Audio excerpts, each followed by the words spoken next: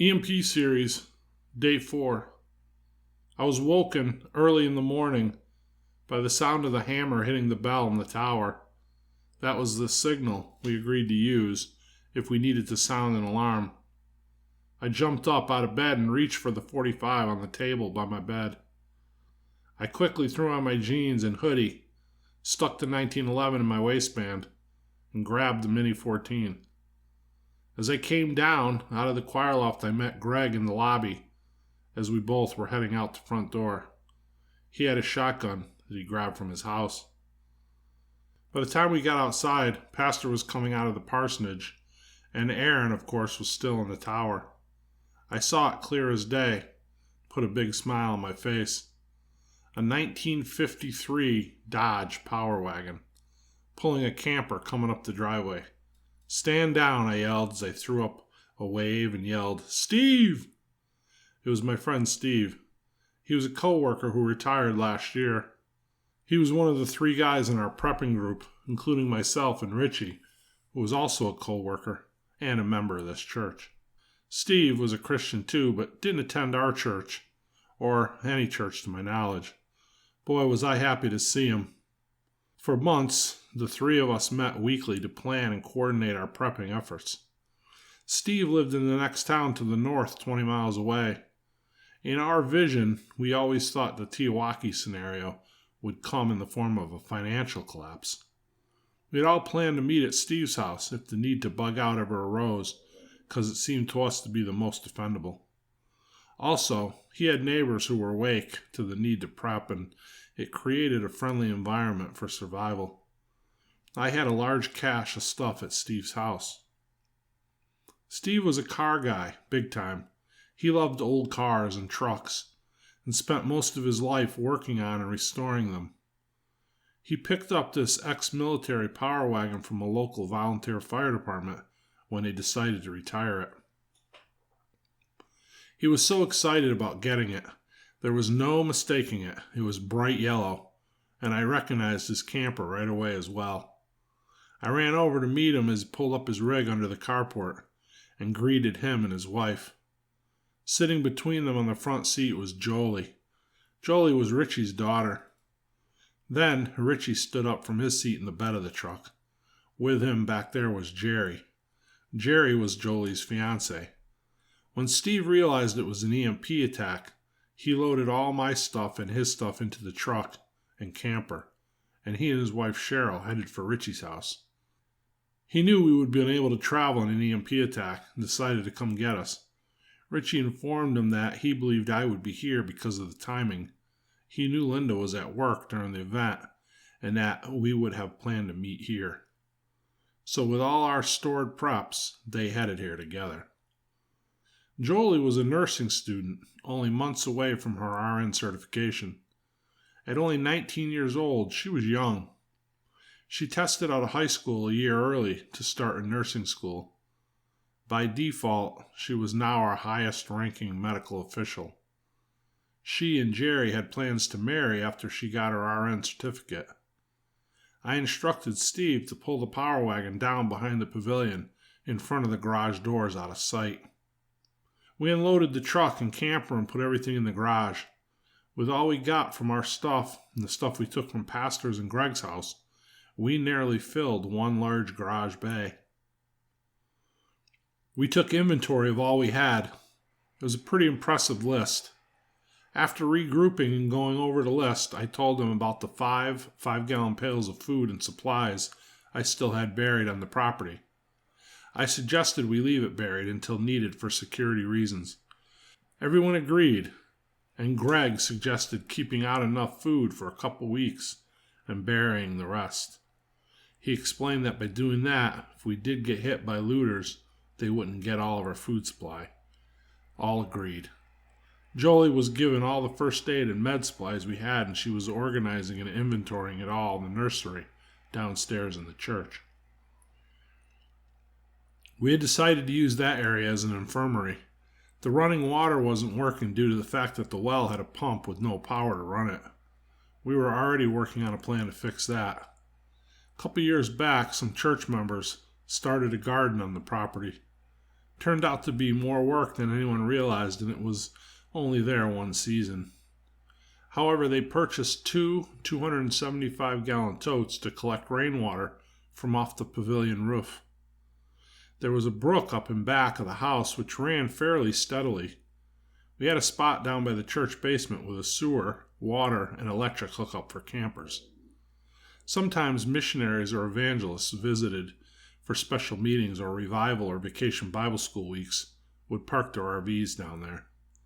Of course, now the electric and water hookups were useless, but the septic inlet was still available. We put Steve's camper there and set the drain hose into the septic hookup and opened it up. We placed the two totes up on the driveway above and used a long hose to fill it from the brook and another hose to feed it to the camper. The water was clean enough to use for washing, showering, and flushing a toilet. When the drinking water ran out, we would have to start boiling the brook water in order to make it safe for drinking. The bad news was that Steve and Cheryl now had the community's bathroom located inside their living quarters. They didn't seem to mind, though. Everyone would be forced to make sacrifices during this difficult time. Steve had two 80-pound propane tanks on his camper, in addition to the tanks we took from Pastor's in Greg's house, and 4 additional 10-pounders that Richie brought from his house. We were set for a little while. Aaron and Callie's house also had a large 300-pound tank out back that fed their range and oven, furnace, and a now useless water heater. The fittings were different, but when the time came, I was confident that we could adapt them. It was 2 p.m. by this point, and Linda yelled out that lunch was ready. We all went up to the pavilion and sat at the picnic tables, which we pushed together. Pastor led us in a season of prayer and gave thanks for everyone and all that we had. It was easy to get down in these trying times, but as he preached, the peace was suddenly shattered when Aaron yelled down from the tower, "Car approaching!" It was dark. We saw it immediately. An early 60s Chevy Impala came screaming up the driveway. It skidded to a halt at the base of the pavilion steps. The rear passengers started firing out the windows randomly up toward the pavilion. We could hear the bullets clearly as they bounced off the concrete and steel. The driver's door swung open. Before the driver could get a foot on the ground, the windshield shattered and the interior of the car had blood splattered everywhere.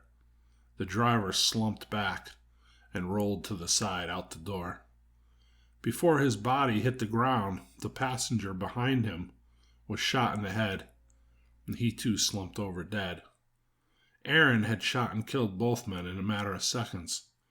The 2 men on the other side, front and rear, were out now and firing wildly at the platform in the pavilion. Greg was already crouched behind the wall, firing at the men by the car. Richie had pulled his daughter to a safe spot behind the chimney as he fired all 10 rounds from his Glock. Both intruders ended up dead and bleeding in the driveway. It all seemed to happen so quickly. As I heard Pastor ask if everyone was okay, I saw Gina and Pastor's 3 grandkids lying over by the top of the stairs. There was blood everywhere around them. Sadie saw them at the same time and shrieked loudly. She ran over and knelt down by them, screaming hysterically. I saw one of the kids' feet move, and I heard her whimpering. Greg ran over and tried to lift Gina up as Pastor held Sadie, with tears in his eyes as well. When Greg rolled Gina over on her back, it was clear that she was dead. 4 shots in all. 2 to the side of her body, 1 in the neck and 1 in the head. Jolie scooped up the kids and turned them away so they could not see Gina's body. They were just fine, a little shaken up. Gina had actually been laying on top of the 3 children. The children were playing by the top of the steps when the shooting started. Apparently, Gina ran to grab them and fell on them when the first shot hit her. She had actually sheltered the kids from the gunshots, taking them herself instead. We dug a grave out by the flag and buried her there. We dug a hole out back, put the 4 marauders in it.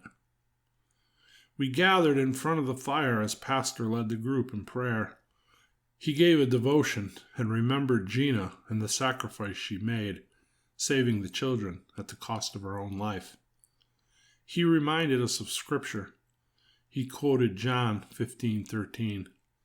Greater love hath no man than this, that he lay down his life for his friends. He explained what it meant to esteem others better than ourselves, that by her selfless act of putting her own safety in jeopardy to save those children was a true example of God's love for all of us. He thanked her for that sacrifice, and he thanked God for her. I looked around at the group. There wasn't a dry eye among us. Even Greg was wiping his eyes, but trying not to let anybody see. Nobody said much the rest of the evening. Pastor and Sadie held on tightly to the grandbabies.